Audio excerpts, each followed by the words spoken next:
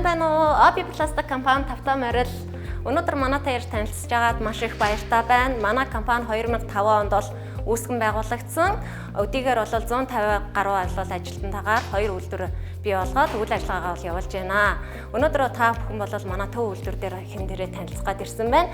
За манай төв үйлдвэрийн онцлог гэх юм бол одоо тий Монгол улсын 21 аймгийн 330 гаруй сумын даас одоо манай дээр бол бүтээгдэхүүнээ харилцагч маань нэр захиалдаг. Юу хийдэг вэ гэх юм бол одоо бидний өдөр тутамдаа хэрэглэдэг талх нарийн бовны ууд, за мөн ялгаагүй одоо гурил будааны ууд гэх мэтчлэн зүйлүүдийг бол манай төв үйлдвэр дээр бол хийдэг байгаа. Сонсголон талын үйлдвэр дээр маань бол одоо супермаркетуудын тоор, бууз баншны ууд, хөлдөөсөн махны ууд гэх мэтчлэн зүйлийг бол үйлдвэрлэдэг. Мөн дээрээс нь болохоор манай дахин боловсруулах үйлдвэр маань сонсголон цэгт маань байрлаж байдаг. Манай сонсголон үйлдвэр болохоор юугаараа илүү их даваа талтай байгаа вэ гэх юм бол манайх 2005 онд үүсгэн байгуулах цагаасаа эхлээд бол өөрийнхөө одоо тий цех болох хог хаягдлыг дахин боловсруулах буюу өөрөөсөө гарч байгаа гялгар уутныхаа хаягдлыг дахин боловсруулад байгальдаа ээлтэй бүтээгдэхүүнийг бол хий гэж бий болгосон байгаа. Энэгээр бол бусад үйлдвэрээс илүү давуу талтай. Одоо бол өргөжөөд өөрийн гэсэн томоохон цех үйлдвэр болоод бол явж байна. Өнөөдөр 21 аймгийн 10-аад аймгаас нь бол дахин боловсруулж байгаа гялгарууд одоо юу гэдгийг те ундаа усны багц зэргийг бол өөрийнхөө үйлдвэр дээр төвлөрүүлэн авч түүгээрээ болохоор хог хаягдлын ут болоод эмнэлгийн утыг бол үйлдвэрлээд хэрэглэгч харилцагч нартай бол өгөөд явж байгаа.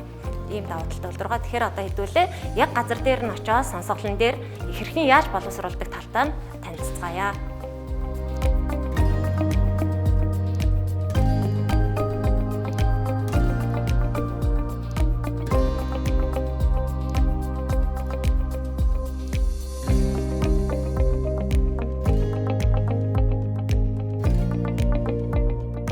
Та бүхэндээ Obi Plastic компани дахин боловсруулах үйлдвэрийн үйл ажиллагаатай танилцуулъя. За манай энэ үйлдвэр маань одоо 2 янзын түүхийд боловсруулж байна. Дэлгүүрүүдийн одоо дахин ашиглагдахгүй ундаа усны багцыг одоо угааж, буталж, үрэл хэлбэрээр дахиж ашигладаг байгаа. Мөн үлээх үйлдвэрийнхаа, үлээх цехийнхаа тохиргоо, цэвэр түүхийн эдийг боловсруулж үрэл болгон дахин ашигладаг байгаа. Бид бол одоо дэлгүүрүүдээс, аймагуудаас том компаниудын хэрэглэгдэхгүй болсон гялгар уутнуудыг авч дахин боловсруулж одоо дотоодын хэрэгцээнд хогийн торондоо бол одоо хэрэгжилж байгаа. За мөн уул уурхаан, дээжний уутнууд, тэслэгээний уутнуудад ашигладаг байгаа.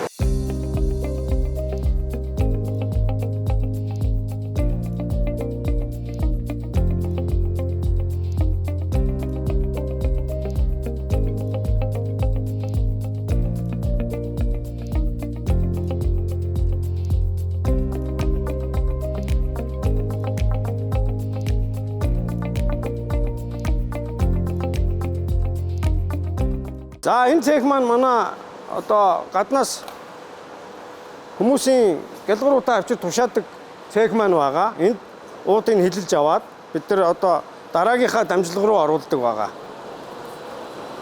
За мөн хөдөө орон нутгаас манад ууд нийлүүлдэг. Одоо энэ пресэлцэн ууднууд байна. Энэ одоо хөдөө орон нутгаас ирдэг байгаа. Бид нар энийг задлаад бас бодлогоонд оруулдаг. Энэ бол манай бодлого цех маань байна. Энэ дээр бодлогч байна. Энэ дээр бодлогоогоо хийгээд 4 байнаар оруулаад энэ байнаар угаагдж байгаа. Энэ байн маань болохоор дотроо 4 тасалгаатай. 4 тасалгаагаараа ороод угаагдаад одоо цэвэр угаагдсан бодлогоо маань тэндээ гарч ирдэг байгаа.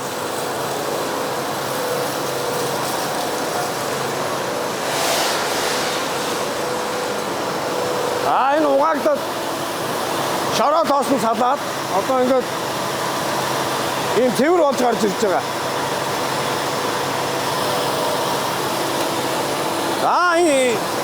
Энэ буталсан уудаа бид нар дараагийнхаа дамжлага руу явуулдаг. Дараагийн дамжлага маань болохоор одоо яг үндсэн түүхийдээ гаргадаг машин байгаа.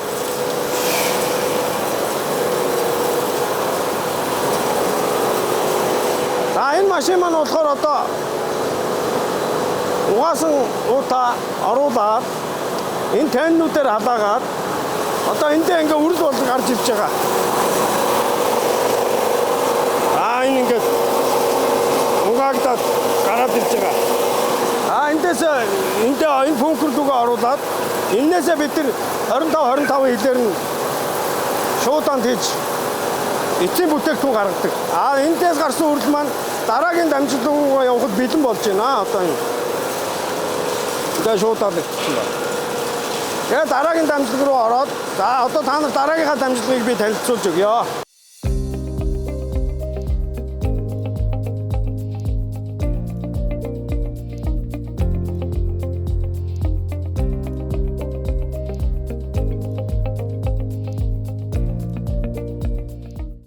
За одоо манай дахин боловсруулсан үрэл маань одоо энэ эцсийн бүтээгдэхүүн болон гарч байгааг бид та бүхэндээ танилцуулъя.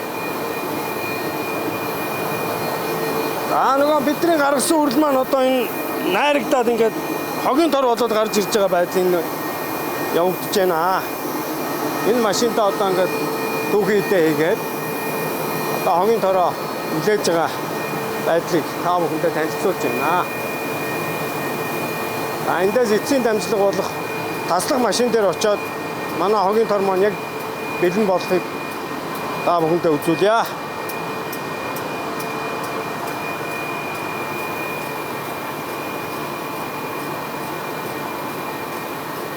Үлээх цагаас гарсан одоо нэг хоёр дахь түүхий дээр үлээгдсэн урлоо маань энэ таслах машин дээр ирээд одоо яг хогийн тор маань бэлэн болж байгаа үйл ажиллагаа явагдаж байна.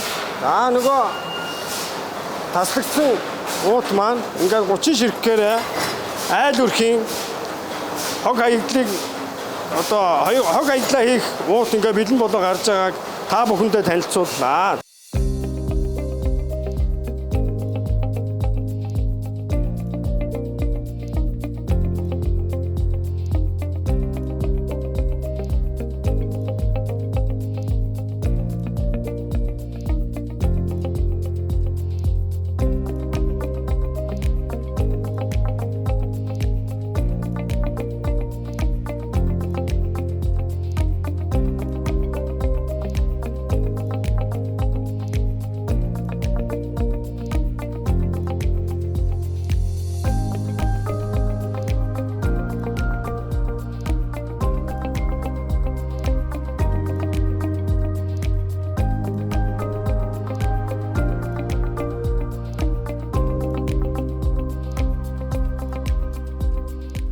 Манай машинууд болохоор одоо Тайваны Polestar гэдэг үйлдвэрийн машинууд байгаа. Цагт нэгэн 175 ил гаргадаг.